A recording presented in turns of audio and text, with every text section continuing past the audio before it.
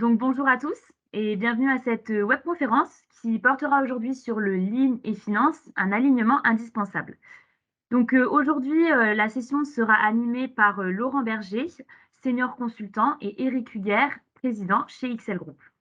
Pour ceux qui ne me connaissent pas, donc je me présente, je suis Camille Lambert, chargée de projet marketing digital au sein de la société XL Group. Alors brièvement, quelques petites règles. Donc, pour le confort de tous, vos micros et vos caméras sont coupés. Ça permet aux personnes qui ont un petit peu moins de connexion de pouvoir suivre la webconférence correctement. Pour ce qui est des questions, vous pourrez les poser tout au long de la session via le petit module de conversation où vous êtes en train de nous dire bonjour. Et Laurent et Eric essaieront d'y répondre au fil de l'eau. Pour ce qui est des slides et du replay, vous recevrez un mail lundi dans la journée avec tous ces éléments. Alors brièvement, je vais vous présenter la société XL Group. Donc nous sommes un cabinet de conseil et de formation spécialisé dans le domaine de l'excellence opérationnelle. Nous sommes implantés en France depuis plus de 30 ans et nous avons une antenne à Paris, Grenoble, Reims, Lorient et à Lille. Et nous avons également une filiale en Suisse depuis 2014. Voilà, écoutez, je ne vais pas en dire plus et je vais maintenant laisser la parole à Laurent et à Eric et je vous souhaite à tous une excellente webconférence. Bonjour à tous. Bonjour, bonjour à toutes et à tous. Donc, effectivement, on va parler, je dirais, ce matin du lean et de la finance, ou en tout cas essayer de voir et de comprendre pourquoi ça nous semble essentiel d'avoir un alignement. C'est pour ça qu'on a intitulé la webconférence Lean et finance, un alignement indispensable. Alors, dans un premier euh, en guise d'introduction, on va essayer de donner en fait un cadre et quelques définitions de ce qu'on entend par le lean accounting ou le lean finance. Ensuite, rappeler brièvement, mais ça nous paraît important, les limites du contrôle de gestion traditionnelle, notamment lorsque on mène des projets de transformation. Donner quelques éléments clés autour de l'écoulement et de l'importance de l'écoulement. On parle souvent de deux mondes, le monde des coûts et le monde justement du flux de l'écoulement, et on essaiera de comprendre la différence entre les deux et pour autant comment les deux doivent s'aligner pour répondre, je dirais, aux objectifs des entreprises. Ensuite, on fera une percée, je dirais, sur ce qu'on entend par value stream costing, c'est-à-dire, même si on a dit précédemment que voilà, on donnait de l'importance au flux plutôt qu'au coût, mais pour autant, la gestion des coûts reste un élément important dans nos sujets. Ensuite, et c'est de voir comment, justement, on peut mettre en place un certain nombre d'outils simples qui permettent de réconcilier le monde des opérationnels et le monde financier. Et on verra une manière relativement simple, entre guillemets, de pouvoir faire le lien entre l'opérationnel et le financier. Et puis, on terminera par donner un focus et de l'importance du lean dans les processus financiers. Alors, je voudrais commencer en fait on va dire cette webconférence par une phrase qui est pas d'hier, hein, puisque c'est Taiichi Ohno, je veux dire l'un des penseurs du système de production Toyota. Il a démarré en tant qu'ingénieur, ingénieur, et il a terminé vice-président en charge du manufacturing. Et il avait une vision déjà à l'époque un peu disruptive et radicale de ce que j'appelle la compta analytique industrielle ou le contrôle de gestion industrielle. Et en fait, les coûts n'existent pas pour être calculés, ils existent pour être réduits. Alors, peut-être donner quelques éclairages parce que il ne s'agit pas de mécomprendre cette phrase en pensant que le lean vise à faire du cost cutting ou du cost killing. Quand on parle de coûts, euh, déjà, de quel coût on parle? En fait, là, derrière, il y a la notion de coût caché, de gaspillage. Donc ça, il est important de noter cela. Et ensuite, les coûts n'existent pas pour être calculés parce que dans nos entreprises industrielles, quand il s'agit de calculer des coûts de production, parfois, il faut quand même avouer que les clés de répartition qui sont utilisées pour calculer notamment ces coûts et ces coûts complets, des fois, même ceux qui les ont créés n'ont plus forcément en tête le sens qu'ils y donnent. C'est-à-dire, on a des allocations, des clés de répartition qui ne sont pas complètement, je dirais, en compréhension, et notamment en compréhension par les opérationnels. Alors, euh, peut-être aussi intéressant de vous donner quelques éléments de bibliographie en la matière. Bon, moi, je m'intéresse à ça depuis maintenant un certain nombre d'années, mais il y a pas mal de bouquins qui, je dirais, décrivent un petit peu cette philosophie du lean accounting. Donc, ça, vous aurez la présentation. Donc, vous aurez tous ces bouquins sont largement disponibles sur Amazon.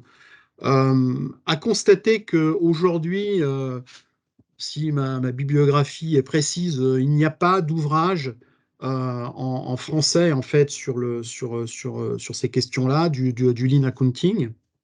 Euh, Nous, on a produit il y a maintenant 2 ans un petit livre blanc donc sur ces thématiques qui permet un petit peu de creuser l'ensemble de ces sujets qui sont pas forcément encore enseignés en école de management sur les cursus financiers. On enseigne encore beaucoup la gestion en coût complet et les coûts en coût unitaire. Donc, voilà, c'est toujours intéressant, je trouve, d'avoir cette lecture et qui nous permet d'essayer de comprendre un regard un peu différent. Alors, si on essaye de décrire en quelque sorte euh, ce qu'est le lean accounting, alors c'est pas une autre façon, je dirais, de penser la comptabilité, ou en tout cas de faire de la comptabilité.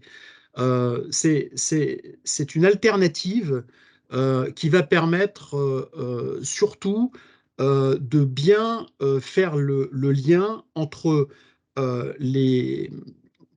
comment dirais-je, les gains et les chantiers qui sont menés au niveau opérationnel et de les transformer dans une logique, on va dire, financière. Donc, vous entendrez parler lean accounting, lean cost management, lean control, stream accounting, etc.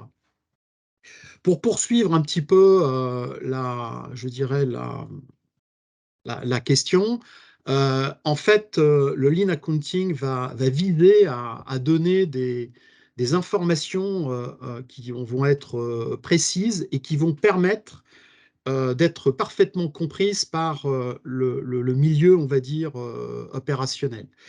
Mais surtout, c'est de donner la capacité on va dire, à des opérationnels ou à des décideurs de décider à partir d'une bonne, entre guillemets, bonne information financière.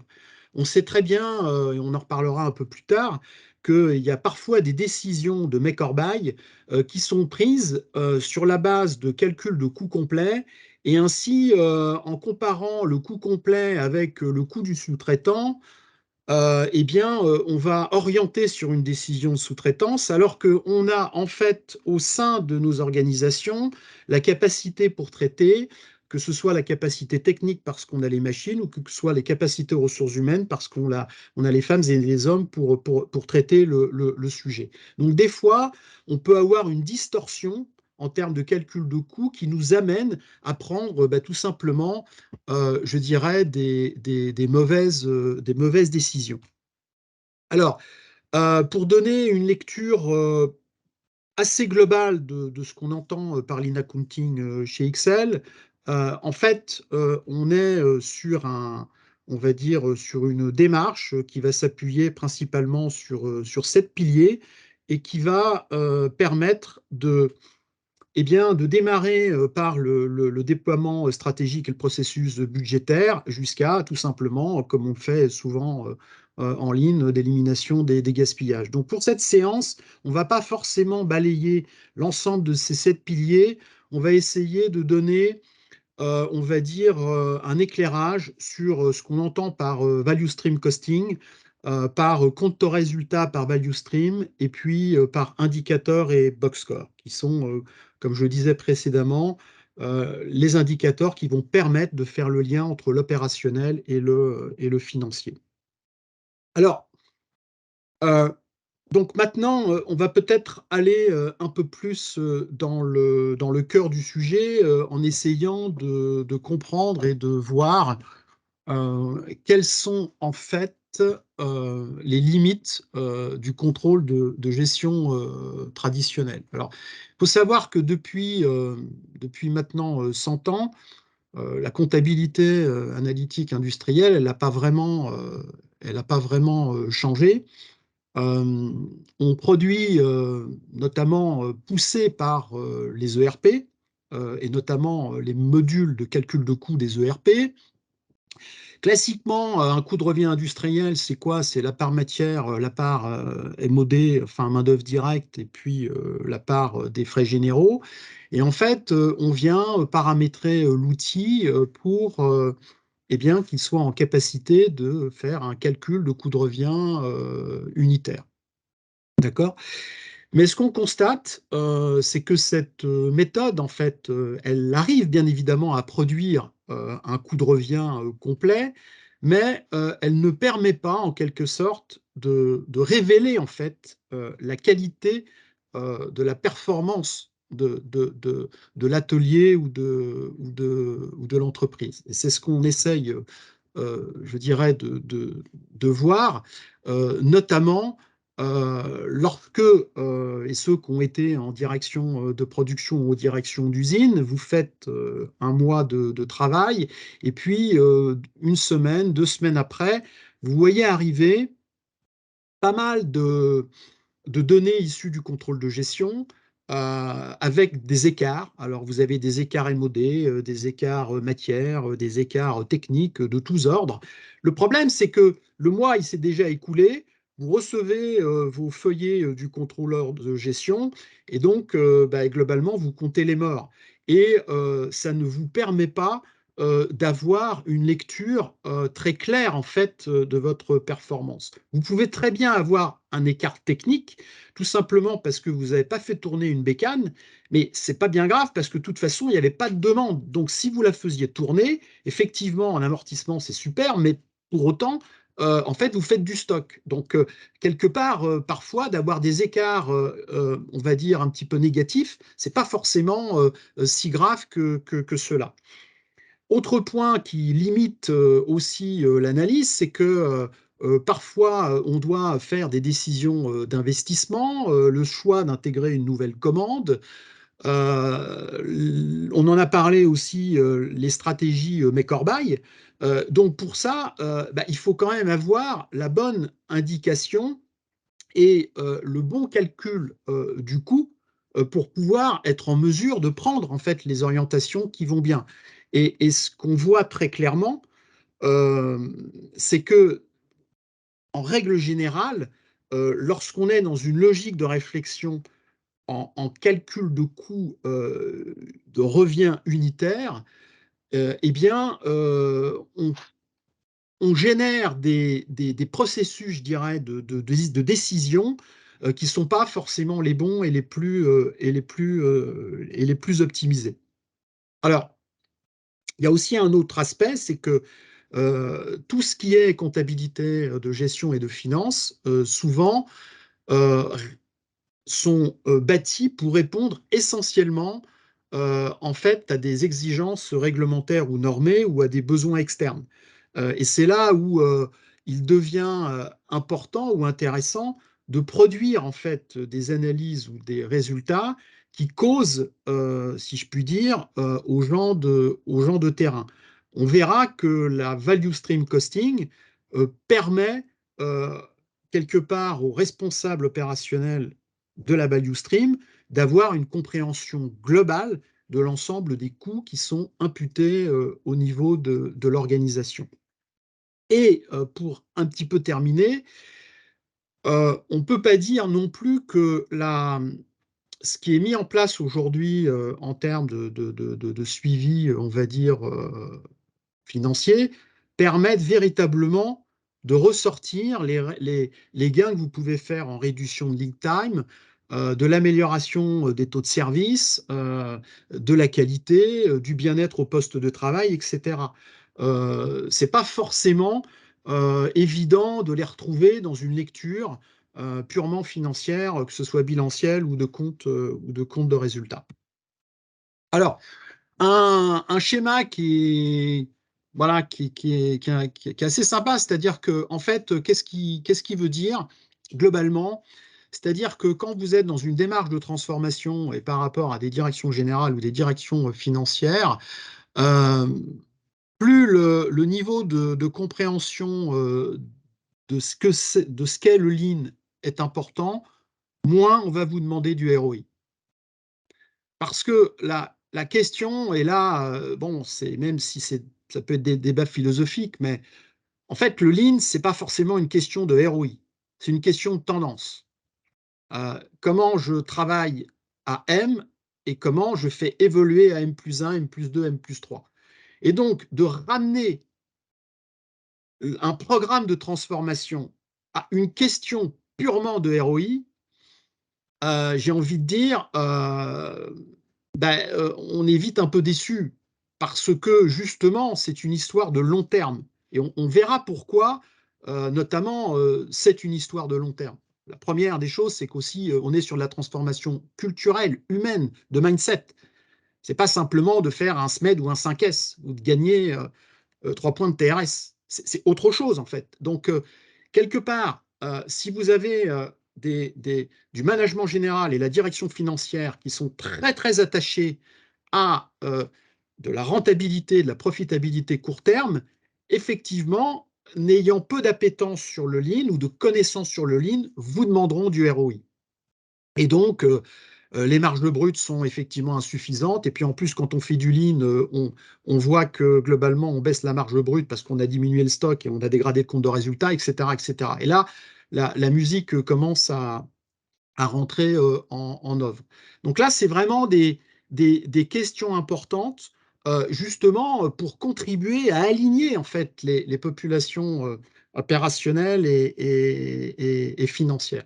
Alors, un slide qui est un peu dans la même veine, si je puis dire, que le slide précédent, c'est-à-dire que dans une analyse traditionnelle, voilà, on a le prix de vente, on enlève le coût industriel des ventes, et puis on a la marge brute.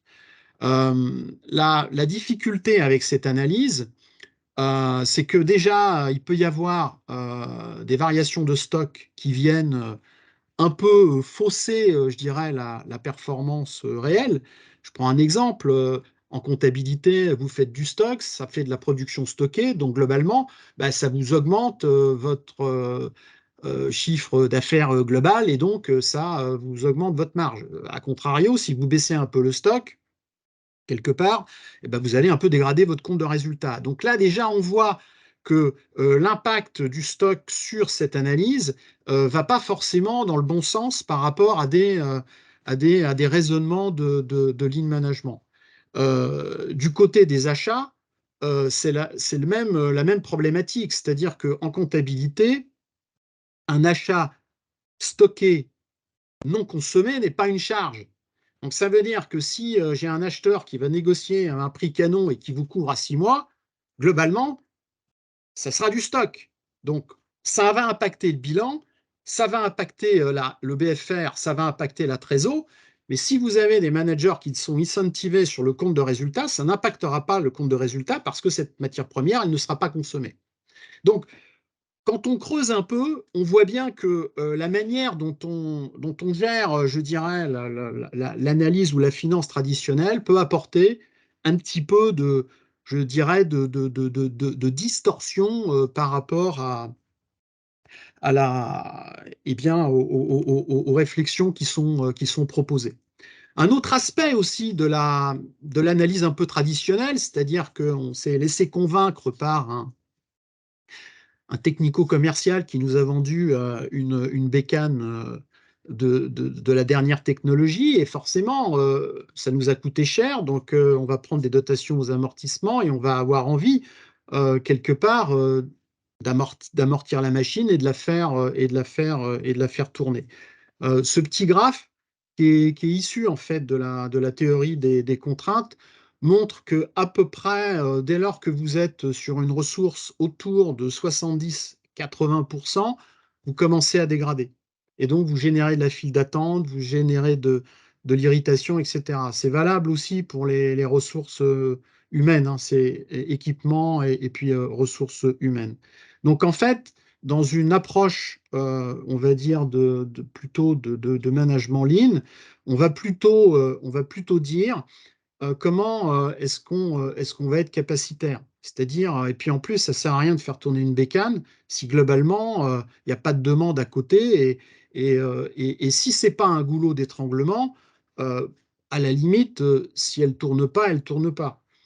Si c'est un goulot d'étranglement, effectivement, il faut faire le travail, il faut tout le travail, je dirais, et c'est là où la théorie des contraintes est assez intéressante en apport du lean, c'est-à-dire qu'on vient protéger le goulot, on vient s'assurer que bah, il n'y a pas une heure de perdu, parce une heure de perdu sur le boulot, c'est une heure de perdu, je dirais, en production globale.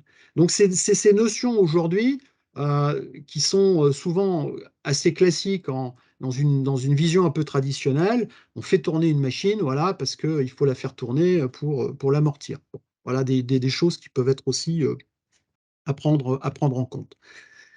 Donc, on a vu que effectivement, aujourd'hui, avec la manière dont on calcule les coûts, la manière dont on pense aussi l'organisation industrielle en essayant de, voilà, de saturer la machine qui nous a coûté cher, on arrive à des limites et en tout cas, on n'est pas complètement aligné, je dirais, avec une stratégie de lean management.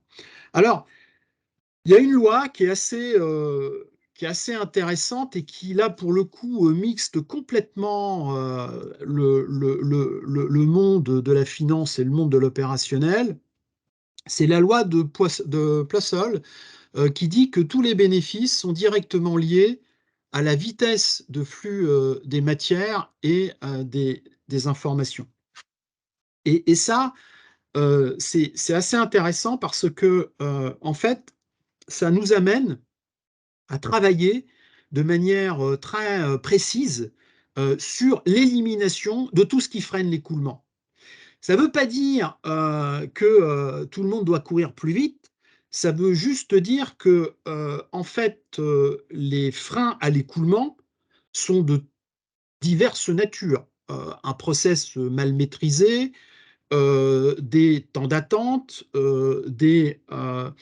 je dirais, un flux qui n'est pas forcément très opérationnel, de la non-qualité, etc., etc.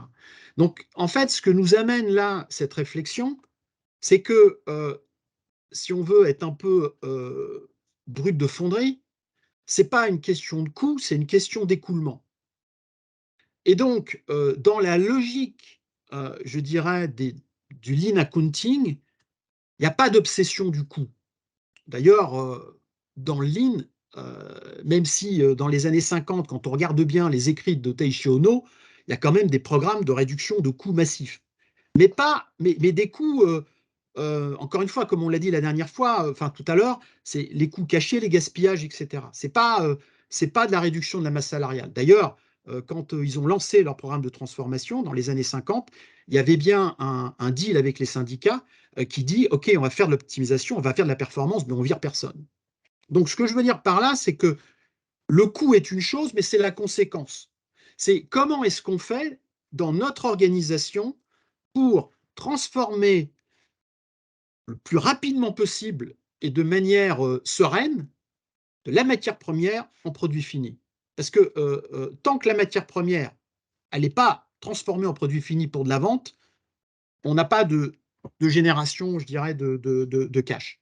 Donc, tout le sujet, c'est de se dire, mais bon sang, comment en fait, comment je diminue le temps de traversée, quelque part. Et là, on revient sur des choses qui sont bien connues et qui sont exprimées au travers de ce petit, de ce petit graphique qui exprime ce qu'on apprend effectivement en lean management dans les cursus de formation, c'est la loi de Little qui dit que globalement, à profil d'écoulement des ventes constant, le débit, enfin non, l'encours est proportionnel au temps de traversée. Donc on voit bien que tous ces sujets sont intimement liés en fait. Et donc on va être dans une logique où on va vouloir forcément diminuer les encours, diminuer les temps le temps de traversée pour aller quelque part être le plus efficient possible. C'est ce que j'ai essayé d'exprimer ici au travers de cette petite formule. En fait, encore une fois, c'est pas une question de coût, c'est une question de flux. Donc, comment est-ce qu'on arrive de manière, on va dire, assez aisée à ce que les financiers la connaissent bien, c'est-à-dire le ROCE, ou en fait la rentabilité, on va dire, industrielle, la rentabilité des capitaux employés. Alors, je vous ai mis ici un bouquin qui est pas, on va dire, qui est pas très récent. Il a été écrit, je crois, dans les années 80 par deux associés du Boston Consulting Group et qui est dans lequel en fait, le temps, l'écoulement, le débit, etc. Donc, on voit bien que cette question-là revêt un caractère important pour toutes les personnes, je dirais, qui s'intéressent de ces problématiques. Et à l'intérieur du bouquin, qui est écrit en français, celui-ci, il y a la fameuse règle je dirais, des 1/4 de 20, c'est-à-dire qu'en divisant le temps par 4, eh bien, la productivité du travail ou du capital est souvent doublée, et puis ça permet de traduire une réduction de coût des 20%. Et on voit bien là le sujet pour toutes les questions qu'on a indiquées, parce que quand vous réduisez le temps de traversée, vous réduisez les encours. Si vous réduisez les temps de traversée, ça veut dire que vous engagez moins de ressources, etc., et moins de gaspillage. Et donc, in fine, au-delà de la sérénité que vous avez parce qu'on travaille mieux, globalement, eh ben, on baisse aussi les coûts. Mais l'obsession, c'est pas sur les coûts.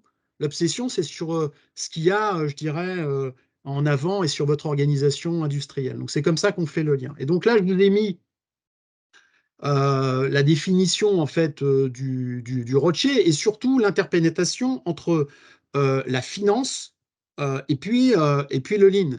On va dire, si on veut faire une approximation, la finance c'est l'orange, le lean c'est le bleu. Donc vous avez classiquement, je dirais, au niveau de la définition de la rentabilité des capitaux employés, bah, c'est le résultat d'exploitation, enfin c'est l'EBIT divisé par les capitaux employés. Les capitaux employés, c'est classiquement le besoin en fonds de roulement et les investissements. Et donc, et puis les bits, grosso modo, c'est les ventes moins les coûts. D'accord? Et donc, la question, c'est comment effectivement le lean va contribuer eh bien, à performer en fait cette rentabilité des capitaux employés. Ben, de la même manière, si vous faites du lean en travaillant sur les temps de traversée, en travaillant sur le taux de service, en travaillant sur la qualité, en travaillant sur le flux de valeur que vous apportez à vos clients, on peut imaginer que ça se traduise in fine par du développement commercial, donc par des ventes qui peuvent s'accroître. En travaillant sur ce qu'on a vu précédemment, les gaspillages, etc., on peut travailler sur les coûts en termes de profitabilité. Et puis, en travaillant sur une bonne gestion industrielle, c'est-à-dire une optimisation de stock, et puis de faire des investissements mesurés, c'est-à-dire pas ce que les gens de Toyota appellent les monuments, c'est-à-dire des machines un peu monstrueuses, hyper polyvalentes et hyper compliquées à régler, qui vous amènent en fait non seulement des dotations aux amortissements importantes, donc qui fracassent un peu votre coût de revient, et puis derrière, des, des frais, je dirais, de maintenance ou de réglage qui sont importants. Donc voilà un des exemples comment effectivement je dirais la finance pure et dure s'interpénètre avec le lean management. Alors, on a vu l'importance effectivement de l'écoulement et des flux dans nos organisations. Je vous ai dit que la logique du calcul de coût de revient unitaire complet n'était pas celle qui était préconisée et recommandée en fait en lean accounting. Donc il faut bien passer par quelque chose. Et ce quelque chose, c'est ce qu'on appelle en fait le value stream costing. Donc on va retrouver quelque part l'ensemble des coûts qui sont constitutifs des éléments de coût. Donc on va retrouver la MOD, la MOI, la part matière, les dotations aux amortissements. Donc ça, là-dessus, on va dire, rien inventé. Mais encore une fois, c'est ce qui est un peu indiqué là, c'est que la rentabilité, elle est maximisée lorsque le taux d'écoulement est maximisé. On va gérer plutôt par flux ou processus d'entreprise. Et en bon lean, c'est par chaîne de valeur. Donc en fait, ce qu'on va essayer de faire, c'est comment dirais-je, de regarder l'organisation industrielle par chaîne de valeur, depuis en fait l'expression du besoin jusqu'à l'expédition chez le client.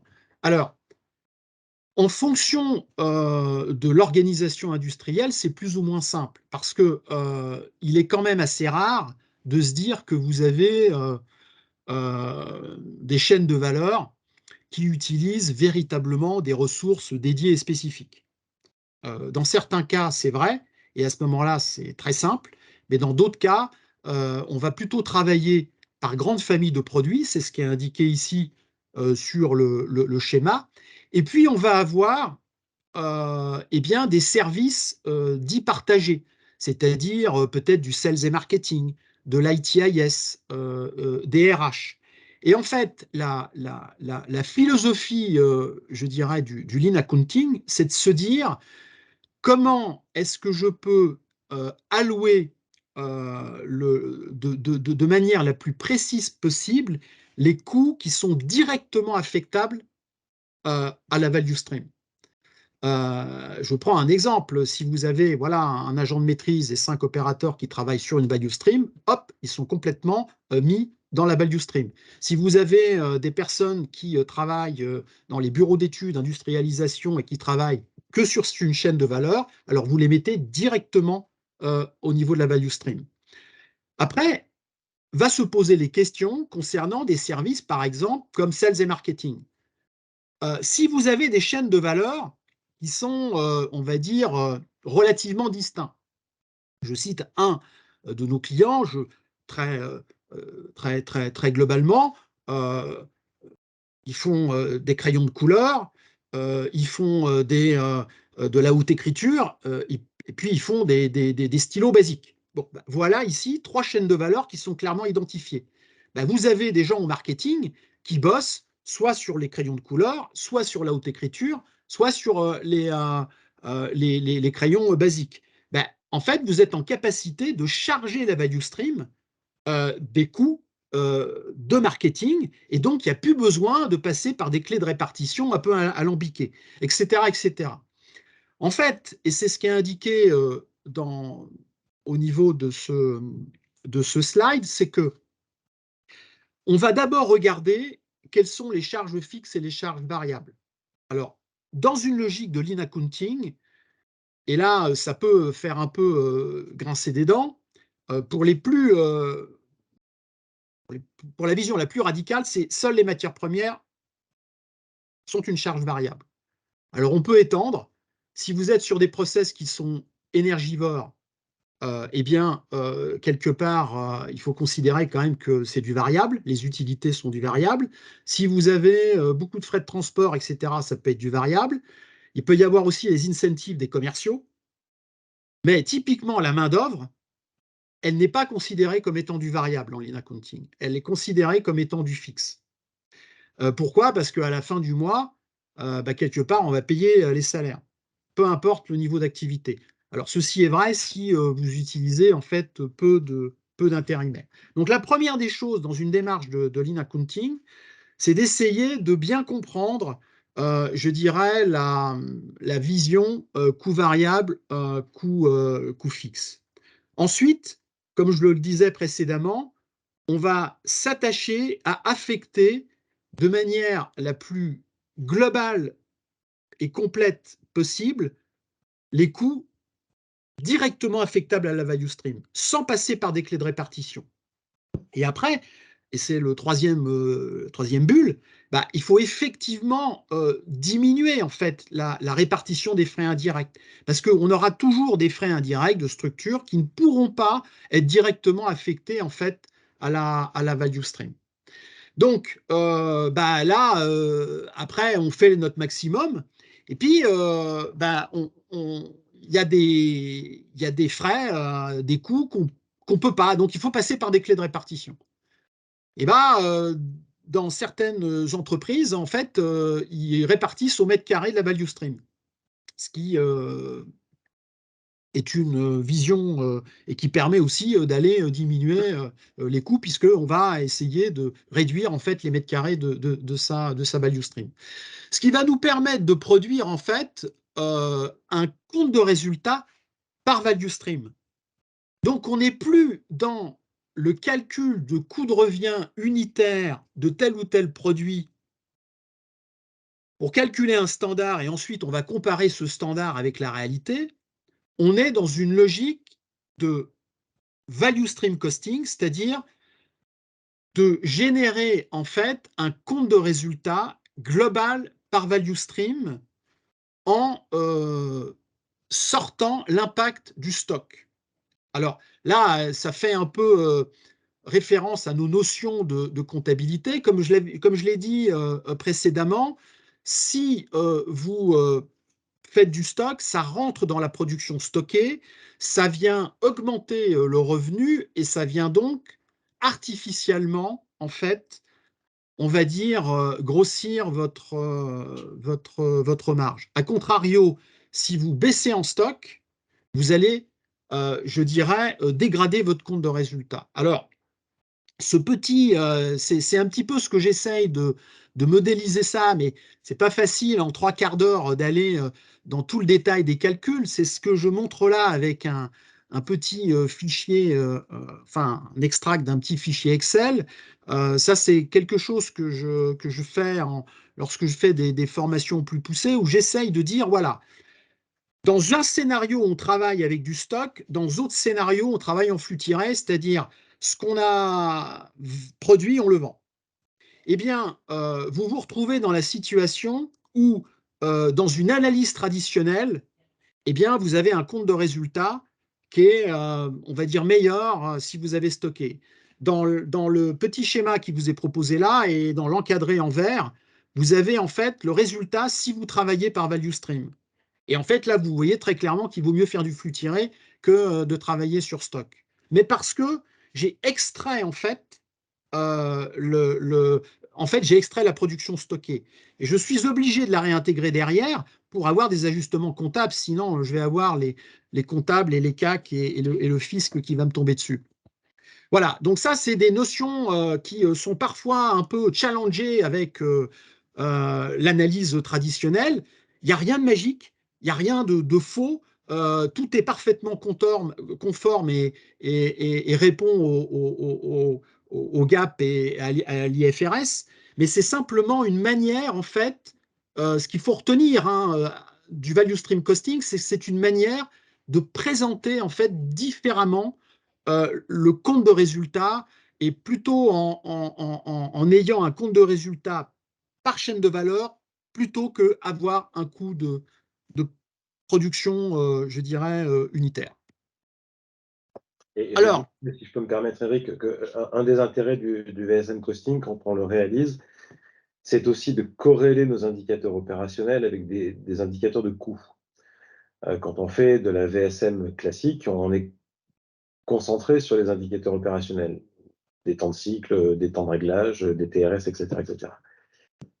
L'objectif, quand on fait du VSM costing, c'est de redescendre en plus d'un cran en corrélant les coûts variables, notamment, et en particulier les coûts machines, les coûts de la consommation matière, avec ces indicateurs opérationnels. Ce qui, Alors, par ailleurs, permet derrière de calculer des gains. Dès lors qu'on améliore un indicateur opérationnel, ça nous permet aussi de voir l'impact sur le coût et donc de calculer des gains. Alors en fait, pour répondre à Anna dans l'exercice là, pourquoi le coût matière n'est-il pas le même entre version stock et flux tiré? Ben parce qu'en fait, en fait, si on fait du stock, on a plus consommé. Donc si on a plus consommé, c'est une charge complémentaire en fait. Et donc on va avoir un coût supplémentaire. Alors, il y a aussi une question qui est importante.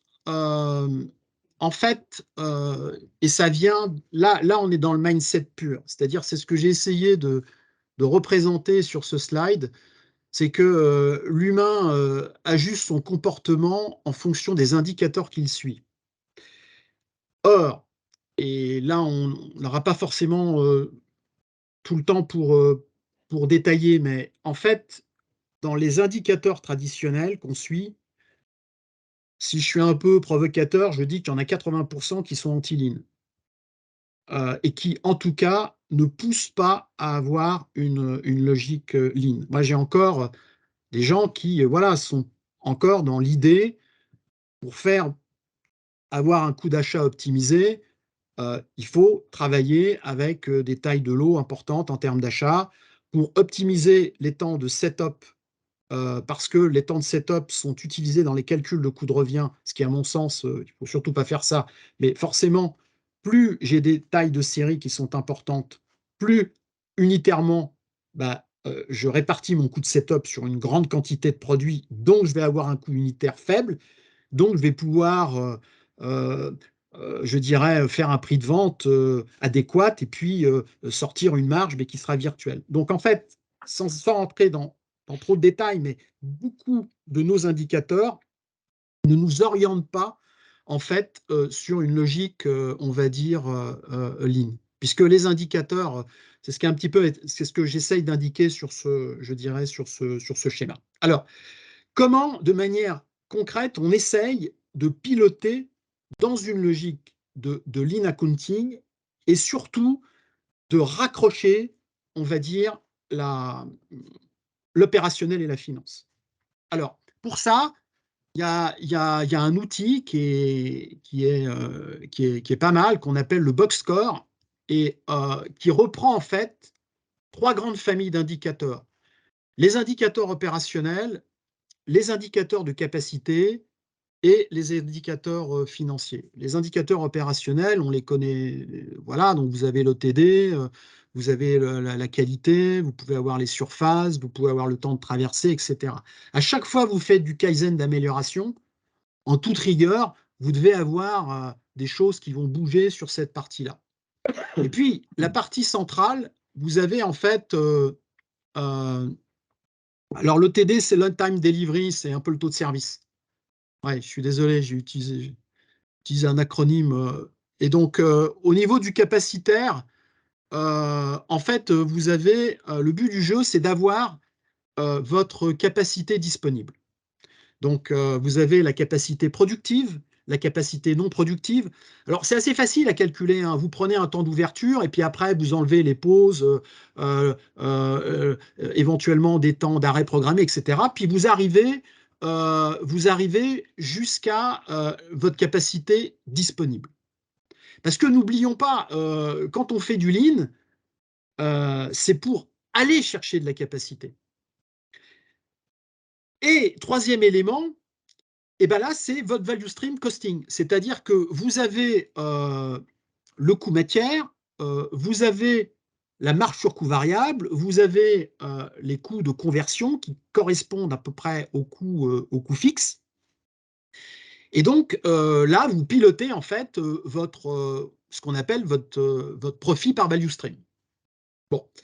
Donc une fois qu'on a fait ça, comment est-ce que en fait on va s'assurer de faire le lien et de dire mais attends, voilà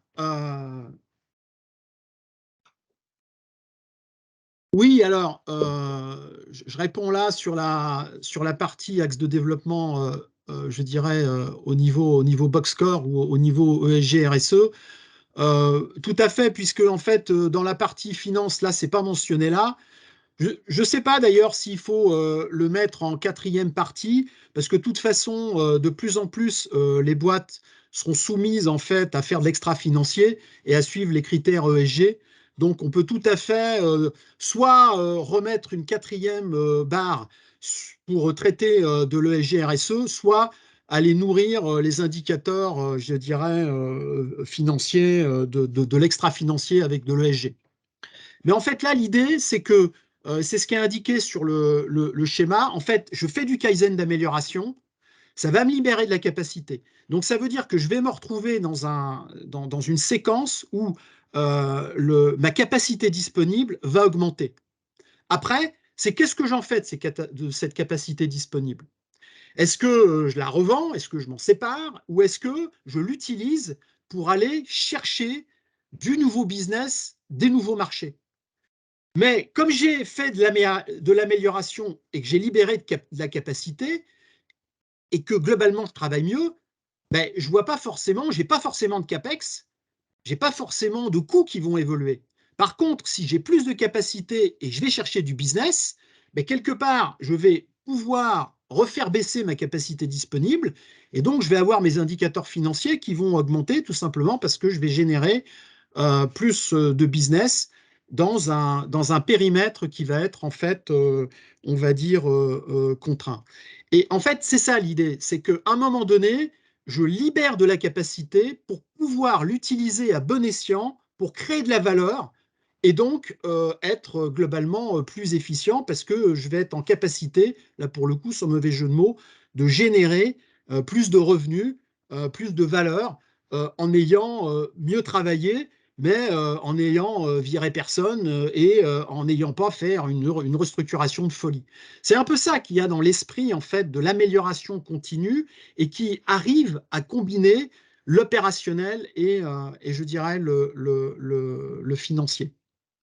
Alors, et pour globalement terminer, en fait, le lean dans les processus financiers, en fait, il revêt un caractère assez important parce que quelque part, le fait de pouvoir produire des éléments, on va dire, comptables et financiers qui va permettre de mieux clôturer, de mieux donner de l'information, on va dire, fiable et compréhensible par l'ensemble des opérationnels, mais quelque part, ça va permettre aussi d'aligner, on va dire, d'aligner les équipes. Et puis, il faut être bien clair, souvent, enfin, ce qu'on constate, c'est que il y a quand même une vision qui peut parfois être un petit peu différente entre les opérationnels qui sont sur le terrain et qui font de l'amélioration continue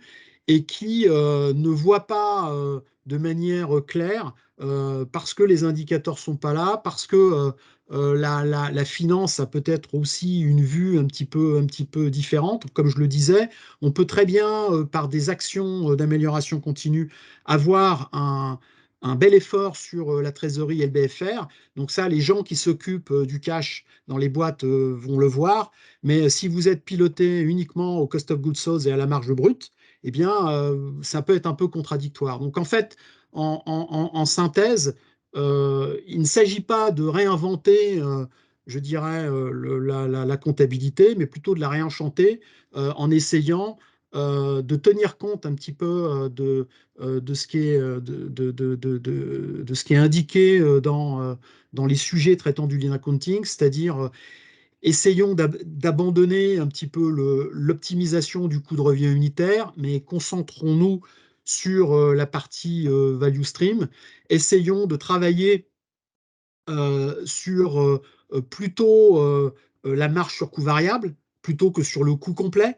Parce que quelque part, lorsque vous avez votre marge sur coût variable, vous êtes en capacité de dire, vous travaillez presque là au seuil de rentabilité. Après, il faut avoir une maîtrise de ses frais de structure et de ses frais fixes, mais en tout cas, on ne vient pas aller jusqu'à imputer X% des frais fixes sur les coûts de revient unitaires pour les alourdir inutilement. Voilà. Comme disait Goldratt, en fait, c'est pas une marge sur un produit n'a pas de sens. C'est l'entreprise qui est rentable ou profitable. Donc voilà un petit peu ce qu'on voulait vous dire ce matin sur ces questions. Alors, c'est vrai que adresser toute cette problématique de l'in-accounting voilà, en moins d'une heure, c'est un peu ambitieux, mais en tout cas, pour ceux qui veulent encore une fois approfondir, lorsque vous aurez la présentation, il y a un certain nombre de bouquins qui reprennent un petit peu tout ce qu'on a dit ce matin et voilà, qui vous permettront d'aller un peu plus loin sur ces thématiques. Ok. Voilà, moi je sais pas si Laurent, tu as des compléments, j'en ai fini de cette présentation. Juste appuyer le dernier point de ta présentation, c'est que l'intérêt de travailler sur les couverts liables, c'est que quand on est sur des chantiers d'amélioration, eh bien, c'est quelque chose d'assez concret et qui nous permet vraiment de calculer de réels gains, quoi. On n'est pas sur des choses qui sont hypothétiques. C'est j'améliore tel ou tel indicateur opérationnel, ça a tel impact sur mes coûts variables. Souvent, on est capable de l'associer et d'associer derrière de vrais gains et non pas des gains fantômes, comme on peut parfois en voir sur des hypothèses de vente à condition, enfin, des gains conditionnés à des hypothèses de vente ou d'occupation de surface. Donc, on est vraiment sur des choses de concret et généralement qui a un intérêt majeur, c'est que ça permet aussi euh, d'associer les gens de l'opérationnel qui sont sur ces chantiers d'amélioration avec les gens du contrôle de gestion. Et quand les deux matchent ensemble, là, on est sur des choses qui sont solides. Hein, et ça, c'est important de le préciser. Et la confiance de l'un va avec la confiance de l'autre. Donc, quand on est capable de faire du VSM costing, de calculer des gains suite à chantier à l'issue de ces VSM costing, et que on fait consolider ça avec le contrôle de gestion, on est sur quelque chose de solide. Et donc, ce sont des gains que l'on peut réellement projeter par la suite dans les comptes de résultats. Je pense que c'est ce qu'on observe aussi quelque part. Ce qu'on observe, c'est que il y a ce que tu viens de dire, Laurent, est tout à fait vrai. Et me semble-t-il, euh, je trouve que dans les chantiers d'amélioration, d'embarquer des contrôleurs de gestion, c'est excellent, quoi. Et c'est malheureusement pas souvent fait. Et donc après, le contrôleur de gestion, ils ont une vision qui est forcément beaucoup plus financière. Donc si le gars, il est au milieu, j'allais dire au pied des machines et au milieu des cartons, il voit un peu comment ça se passe et il verra lui-même l'impact des changements majeurs sur le terrain. Euh, la difficulté que nous avons sans faire forcément d'analyse stratosphérique, c'est que de toute façon, et c'est assez vrai pour les grosses boîtes, c'est qu'elles sont soumises à une rentabilité des capitaux propres de dingue, quoi. Donc forcément, comme je le disais, en fait, le lean, c'est une question de tendance, c'est pas une question de ROI, mais malheureusement, je ne sais pas si c'est malheureux, mais en tout cas, c'est une réalité. Les entreprises sont poussées parce que, comme on dit, il faut que ça remonte, quoi. Donc, ça veut dire qu'il y a une notion de rentabilité des capitaux propres qui est assez prégnante, hein, qui est vraiment de la rentabilité financière. Je pense que trop de boîtes sont encore à la rentabilité financière et pas suffisamment, me semble-t-il, à regarder les capitaux employés. Parce que avoir une saine gestion du BFR et des investissements, ça a forcément des impacts sur la trésorerie de manière très claire. Et puis, ça permet d'avoir cette fois-ci une rentabilité industrielle je dirais, qui est positive, parce que tout ceci, si on le remet dans un contexte plus global, ça vise bien à réenchanter, à réindustrialiser, je dirais, la France. Moi, je suis chimiste de formation. J'ai vécu, malheureusement, 80% de la chimie fine est partie dans les pays dits à bas coût. Bon, maintenant, fort heureusement, on relocalise. Mais Ce que je veux dire aussi, c'est que il est très facile de fermer une usine sur 3 coups de crayon et 4 calculs faux, quoi. Voilà. J'ai toujours été. Euh, Moi, j'ai eu l'occasion de manager une usine. À chaque fois, on me disait que mon usine était trop chère. Alors, mon usine est trop chère par rapport à quoi? La question, c'est OK, c'est trop cher. Donc en fait, qu'est-ce qu'on fait? On fait des calculs de coût complet et puis on compare par rapport à la sous-traitance. Donc, on vide l'usine. On vide l'usine, mais les frais fixes, eux, ils ne sont pas vidés. Donc, on réalloue autant de frais sur moins de produits. Donc, vous êtes encore plus cher. Bon, euh, des mécaniques à flinguer des usines, ça va très vite. Et c'est vrai que pour avoir été dans l'opérationnel avant et constater ça, c'est vrai que c'est un peu irritant. Voilà. Bon, après, c'est un peu une analyse personnelle. Mais alors, quel livre à lire en premier est le plus complet? Alors, est-ce que Camille, tu peux retourner quelques instants sur la bibliographie? Je crois savoir Alors, lequel tu vas conseiller. le plus complet, c'est le Practical in Accounting de Brian Maskell. Euh, mais lui, il est vraiment complet. Vous avez un deuxième bouquin qui est assez sympa à lire, qui est Nicolas Cacto, The Lean CFO. Alors, pour votre information, il va ressortir une deuxième version en janvier ou en février, en 2023. Mais franchement, si j'avais à conseiller 2 bouquins en lecture, on va dire, bon, pas de chevet, mais presque, c'est Practical Lean Accounting et puis The Lean CFO.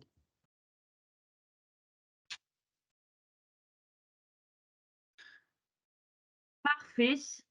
Je crois qu'on a fait le tour et il ne me semble pas qu'on ait d'autres questions. Donc, je pense qu'on peut conclure sur ça. Juste avant que vous partiez tous, je vous communique les premières dates de nos webconférences 2023. Du coup, nous aurons la première webconférence de l'année sera sur comment obtenir une certification de compétences en Lean ou Lean Six Sigma le 27 janvier. Ensuite, en février, le 24, nous aurons une webconférence sur la démarche excellence opérationnelle, transformer votre organisation. Le 24 mars, une webconférence sur la performance industrielle, rendre efficient vos flux de production avec le Lean. Ensuite, en avril, le 21, nous aurons une webconférence sur le Lean Service, améliorer la performance de vos processus. Et enfin, en mai, le 12, nous aurons une webconférence sur le Lean Innovation, fiabiliser le développement de vos nouveaux produits et services. Voilà, c'est les premières dates des webconférences 2023. Il y en aura bien sûr d'autres au cours de l'année. Vous pouvez d'ores et déjà les noter dans votre agenda. Et voilà, pour moi, je ne vais pas en dire plus. Merci à tous pour votre participation. Merci beaucoup Laurent et Eric pour cette animation. Je vous souhaite à tous du coup des bonnes fêtes de fin d'année parce que c'est la dernière webconférence 2022. Et je vous dis à bientôt et on se voit en janvier 2023. Merci à tous, bon appétit. Un grand merci à tous. Au revoir. Merci à tous.